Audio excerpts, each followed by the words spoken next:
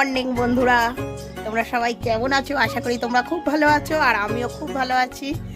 সকালবেলা দেখলেই তো আমি আগে উনুনটাকেই ফার্স্ট কাজ হচ্ছে, উনুনটাকে আমি পরিষ্কার করে নিলাম, নিয়ে তারপর যত বাসি কাজ আছে আর ক্যামেরা অন করে আজকে করিনি, আজকে দুমদাম করে তাড়াতাড়ি করে নিয়েছি, আজকে এক জায়গায় যাবো তাই। তারপরে দেখো আমি ভাতটাকেও কমপ্লিট করে ফেলেছি। এই দেখো আমার ভাত হয়ে গেছে, আর এখানে বড়মশাইগুলো চা খাবো তাই চাও করে দিয়েছি। আর এই দেখো দেশি মুরগির ডিম আমার কি অবস্থা হয়ে গেছে, দিয়েছিলাম সিদ্ধ করতে, তা যাকে এইভাবেই খেয়ে নেবো, কোনো ব্যাপার না। আর ভাতের সঙ্গে আলু সেদ্ধ দিয়েছিলাম। আর ভাত হয়ে যাওয়ার পরে আমি গরম জল বসিয়ে দিয়েছি, মানে এক হাঁড়ি গরম জল কমপ্লিট হয়ে গেছে, আর এক হাঁড়ি আমি বসিয়ে দিলাম। মানে ছেলের গরম জলটা কমপ্লিট হয়ে গেছে, আমার গরম জলটা কমপ্লিট হয়ে গেছে, আমি স্নান করে নিয়েছি। আর এটা ছেলের গরম জলটা বসিয়ে দিয়েছি, মোটামুটি গরম জলও কমপ্লিট হয়ে গেছে, ও এবার স্নান করে নেবে। ও স্নান করা হয়ে গেলে এবার আমিও গুছিয়ে নেবো, ভাত টাত খেয়ে দিয়ে যাবো আমরা সকলে একসঙ্গে। কিন্তু আমার বর্মশাই যাবে না, ওর ডিউটি আছে, ও কাজ আছে, ও কাজে যাবে। আর শুধু বাকি রয়েছে পুজো করাটা, আমি পুজোটা সেরে নেবো। থালা বাসন ধুয়ে নিয়ে চলে এসেছি, দিদি ফুলও তুলে দিয়ে গেছে, এবার পুজোটা আমি করে নেব। সিংহাসন মোটামুটি সব পরিষ্কার করা হয়ে গেছে, গিয়ে এবার আমি পুজোটা করতে বসবো। দেখো আমার পুজো দেওয়া পুরো কমপ্লিট হয়ে গেছে, পুজো দিয়ে দিয়েছি। এবার আমি গুছিয়ে নেবো ধীরে ধীরে। আর গাছের ফুল তো হয় না, ওই জন্য দুটো কটা গাছের ফুল হয়, আর কিছু ফুল কিনে নিয়ে আসি, তাতেই হয়ে যায়। তা চলো পুজো টুজো দেওয়া সব তো কমপ্লিট হয়ে গেল দেখতেই পেলে। তাই এবার গুছিয়ে নিই, আস্তে আস্তে খাওয়া দাওয়া করে নেবো। ছেলে গেছে স্নান করতে, ও এখনও স্নান করে আসেনি, গরম জল পেয়েছে, গরম জল দিয়ে দিয়েছি, ও স্নান করতে গেছে, ওর বাবাকে স্নান টান করেই গুছিয়ে দিচ্ছে। তা আমি সেই সুযোগে আমি তোমাদের সঙ্গে একটু কথা বলে নিচ্ছি, নিয়ে চলো ভাতটা বেড়ে নিই। দুটো ভাত না খেয়ে গেলে হয় না, একটুখানি সকালবেলা তো, সে যতই হোক না কেন, অনুষ্ঠান বাড়ি যাই আর যাই করি না কেন, দুটো ভাত না খেয়ে গেলে হয় না। আমার অলরেডি খানিক হয়ে গেছে, আমার ব্লাউজ পরা হয়ে গেছে, তারপরে এই কাপড়টা শুধু পাল্টাবো, মানে বাড়ির কাপড়টা পরে বাড়ির কাজ করছে, এখন অনেক কাজ বাকি আছে। আমি এখনও মুরগি বের করে নিই, তারপরে মুরগির বিছানাপত্র ধোবো, এখনও প্রচুর কাজ রয়েছে। চলো এত কাজ যদি তোমাদের সঙ্গে শেয়ার করে করি, তাহলে আমার ওদিকে বেরোতে দেরি হয়ে যাবে, ঠিক আছে? তাহলে আমি আগে তাড়াতাড়ি কাজগুলো গুছিয়ে নিয়ে তারপরে তাই যাওয়ার সময় একেবারে গুছিয়ে নিয়ে তাই তোমাদের সঙ্গে আবার দেখা করবো। এখন আমি আগে ভাতটা বেড়ে নিই, ও চান করে চলে এসে ভাতটা খেয়ে নেবো দুজনে মিলে। সমস্ত কাজ কমপ্লিট করে এসে দেখো ভাত খেতে বসে পড়েছি।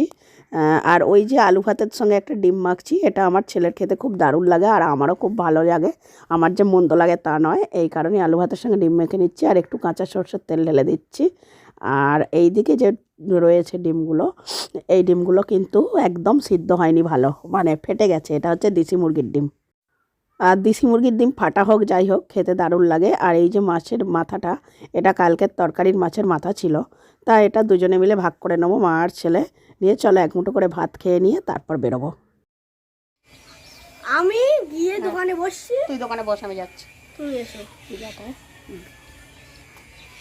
চলো, ও বেরিয়ে যাচ্ছে, ও গিয়ে বসছে, তা আমার ওই দোকানে বসে থাকতে ভালো লাগে না, ওই জন্য আমি বেরোবো না এখন। আমি একটু ঘরে বসি, গাড়ি এলে ফোন করবে, তারপর তাই যাবো।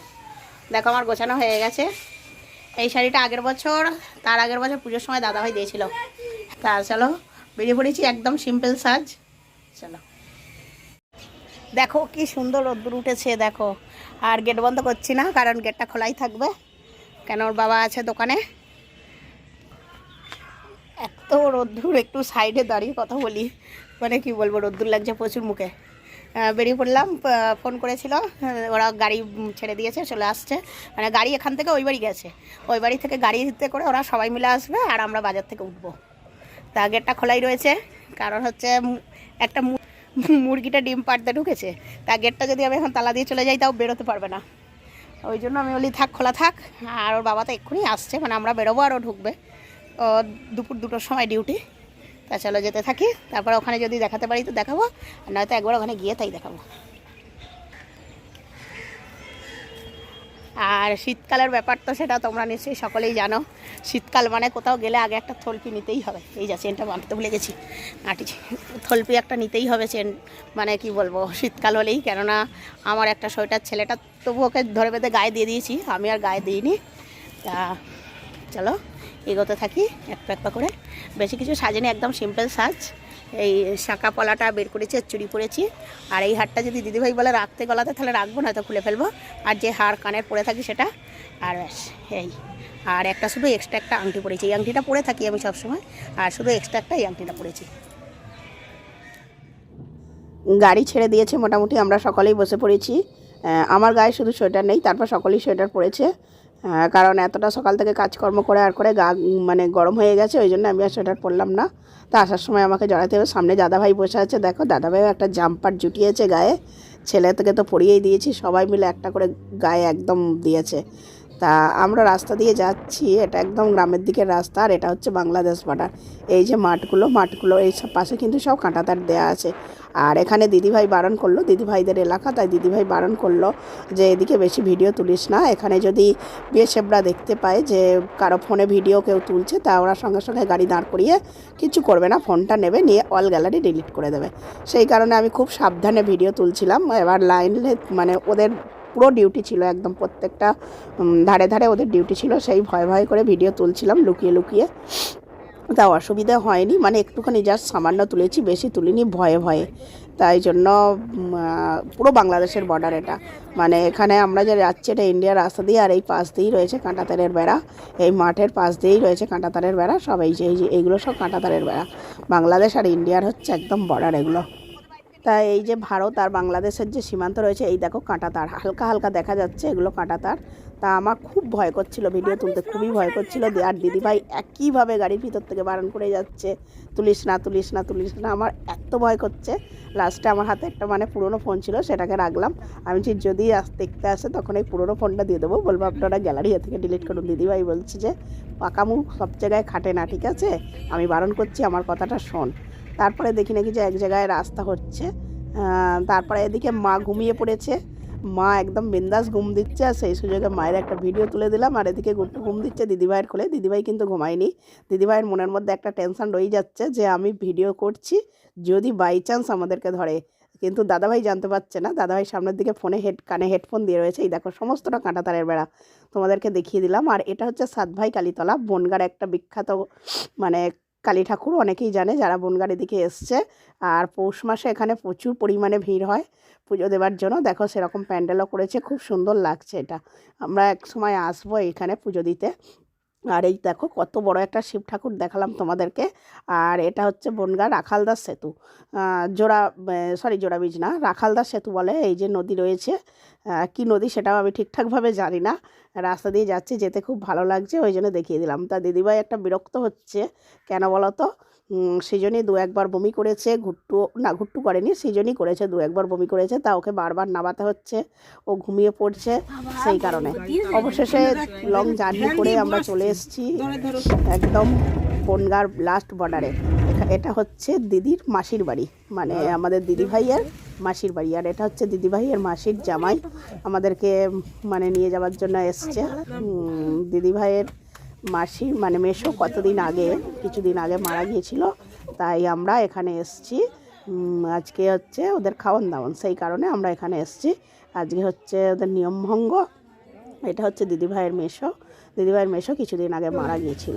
তা মোটামুটি আমরা এখানে এসে বসে আছি, যে যার মতন ঘোরাঘুরি করছে, আর আমিও এখানে বসে আছি আর ভিডিও করছি দেখে পুচকিগুলো লজ্জা পাচ্ছে, আর লজ্জা পেয়ে সাইড থেকে সরে যাচ্ছে, ওদের লজ্জা লাগছে।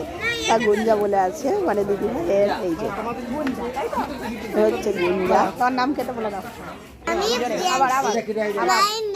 প্রিয়াংশী বিশ্বাস। আর এটা হচ্ছে ভাত বাড়ানোর কর্ম, কাদের ওখানে কি বলে আমি ঠিক জানি না, আমাদের এখানে এটাকে বলা হয় ভাত বাড়ানোর কর্ম। যিনি মারা যান তার উদ্দেশ্যে এখানে সমস্ত কিছু আগে অর্পণ করে দিয়ে তারপরে তাই সবাইকে খেতে দেওয়া হয়।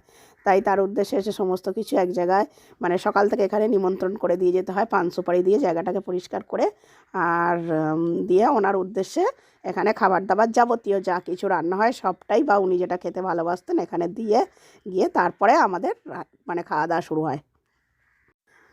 দেখো তারপরে আমরা চলে এসেছি খাবারের এখানে প্যান্ডেলে, কারণ হচ্ছে এত তাড়াতাড়ি খেতে বসার একটাই কারণ, সেই জন্যই খুবই বমি করতে করতে এসছে, অসুস্থ হয়ে গেছে, ওই জন্য ফার্স্টেই বসে পড়েছি যাতে ওর খাবারটা হজম হয়ে যায় তাড়াতাড়ি, আর সেই কারণে আমরাও বসে পড়লাম। আর খাবার প্লেটটা তোমাদেরকে দেখাবার একটাই উদ্দেশ্য হচ্ছে, দেখো এখনকার দিনে কিন্তু দইটা পুরোপুরি বিরল, তাই জন্য ওখানে গ্রামের এলাকা তো, ওই জন্য এরা যথেষ্ট পরিমাণে মানে দইটাকে এখনও পর্যন্ত শ্রাদ্ধ অনুষ্ঠানে করে থাকে। আর খাওয়া দাওয়া সবাইরই মোটামুটি কমপ্লিট হয়ে গেছে, একটু ঘোরা বেড়ানো করছে সবাই। আর শীতকালে মিষ্টি মিষ্টি রোদ্দুর দেখো সবাইয়ের গায়ে লেগেছে, যার যার মতন একটু গল্প গুজব করছে। অনেক দিন পরে সবাইয়ের সঙ্গে দেখা হলে যেটা হয় আর কি, সেরকমই চলছে। আর আমি এক জায়গায় বসে বসে ভিডিও করছি। তারপরে হঠাৎ করে দিদিভাই বলল নাকি যে একটুখানি বাপের বাড়ি থেকে ঘুরে আসে, মানে দিদিভাইয়ের বাপের বাড়ি এখান থেকে খুবই কাছে দিদিভাইয়ের মাসির বাড়ি থেকে। তাই দুজনে মিলে দিদিভাইয়ের মাসির মেয়ের ইয়ে ছিল, স্কুটিটা ছিল, স্কুটিটা নিয়ে দুজন মিলে বেরিয়ে পড়লাম ইয়ে করতে, মানে দিদিভাইয়ের বাপের বাড়ি ঘুরতে। তাই ছেলে মেয়েগুলোকে আগে একটু দূর থেকে ঘুরিয়ে নিয়ে গেছে, আর আমরা তারপরে দুজনে একদম ওখানেই যাচ্ছি। ঘোরা বেড়ানো করে চলে আসলাম। এবার একে তো রেখে গিয়েছিলাম, তিনজনকেই রেখে গিয়েছিলাম, তা ওকে এসেই দিদিভাই আগে একটু জল খাইয়ে দিল, কেন অনেকক্ষণ ভাত খেয়েছে। এবার মা জিজ্ঞাসা করছে আমাকে, কোথায় গিয়েছিলিস, কত দূর গিয়েছিলিস? সেই কথা আমি বললাম যে কত দূর গিয়েছিলাম। বলছে তোর দিদি ভালোভাবে চালাতে পেরেছিল তো? আমি বলছি হ্যাঁ অবশ্যই ভালোভাবে চালাতে পেরেছিল। এবারে মোটামুটি বাড়ি যাবার পালা, সব কিছু গায়ে গুছিয়ে নিয়েছি। এবার এদেরকে রেখে গিয়েছি, মানে এরা কি কাজটা করছে দেখো, শুধু গাড়ির মধ্যে দুজনে মিলে একদম বিন্দাস। তার উপরে রাগে পক পক করছে এরা দুজনে, মানে আমরা গিয়েছিলাম কিনা। ওদেরকে ঘুরিয়ে দিয়ে এসছি সেটা কোনো ব্যাপার নয়, আর আমরা গেছি সেই জন্যই ওদের রাগ হচ্ছে। তা চলো সব গুছিয়ে নিয়ে এবার বেরিয়ে পড়েছি বাড়ির উদ্দেশ্যে। বাড়ি তো যেতেই হবে, আর কতক্ষণই বা থাকবো বাড়িতে, অনেক কিছু মানে অপেক্ষা করছে। মুরগিগুলো আমার রয়েছে সেই চিন্তাও মাথায় আছে। একটা ননদকে বলে এসেছিলাম যে মুরগিগুলো তোলার কথা, ওই দিদি তুলে দিয়েছে। তা মোটামুটি বাড়ির দিকে রওনা হয়েছি। গাড়িটা ঘুমিয়েই কেটেছে অনেকটা, আমিও ঘুমিয়েছিলাম। তারপরে হঠাৎ করে বনগাঁর মানে একদম উপরে, মানে রোডের উপরে চলে আসার পরে গাড়িটা একটু থামলো, থামার পরে তখন হঠাৎ করে ঘুমটা ভেঙে গেল। আর ওই দেখো সেই যাবার সময় যে শিব ঠাকুরটা দেখিয়েছিলাম সেইটা, এটা হচ্ছে আমাদের একদম বাজারের কাছাকাছি চলে এসেছি। দেখি নাকি যে সন্ধ্যা পুরো, যাকে সন্ধ্যাবেলাতেই বাড়ি এসেছি, বেশি রাত হয়নি। বাড়ি চলে এসেছি। তা মুরগিগুলো একটা ননদকে বলে গিয়েছিলাম, ও তুলে রেখে দিয়েছিল। এসে দেখলাম যে না সব ঠিকঠাকই তুলেছে। দেখো আমি এখনও কাপড়টা পর্যন্ত ছাড়িনি, আগে ওদেরকে দেখতে গেছি যে ওরা কীভাবে রয়েছে না রয়েছে। তা অনেকটা বেজে গেছে, এখন 7টা প্রায় বাজতে চললো। তা কী করবো এখন তো দুটো মানে আলু ভাতে ভাত তো করতেই হবে। ভাবছি কিছু নয়, ঘি আলু ভাতে ভাত করব দুটো রাত্রিবেলা, মানে এখন না অনেকটা পরেই করব। এখন একটু লেপের তলায় ঢুকবো। ওই দেখো ল্যাপটপ পেতে ও রেডি হয়ে গেছে একদম। চলো আজকে আর বেশি দূর বাড়াচ্ছি না ভিডিওটা। তা তোমাদের ভিডিওটা কেমন লাগলো তোমরা একটু বললো। আর আমাদের এদিককার যত আত্মীয় সবাই বাংলাদেশের বর্ডারের ধারেতেই সব ওদিকে। তা বেশি তো যাওয়া হয় না, খুবই কম যাওয়া হয়। বেশি যাওয়া হলে তখন আবার তোমাদের ভিডিও খুব ঘন ঘন দিতে পারবো, তখন তোমরা আবার দেখতে পারবে। আর ওদিকে সব মানে ভিডিও তুলতে বারণ তো, ওই জন্য ভয়ও লাগে কোথায় কি হবে, সেই জন্য খুব টেনশানও লাগে। তা চলো আর বেশি কিছু বলবো না, বেশি আর বাড়াবো না ভিডিওটা।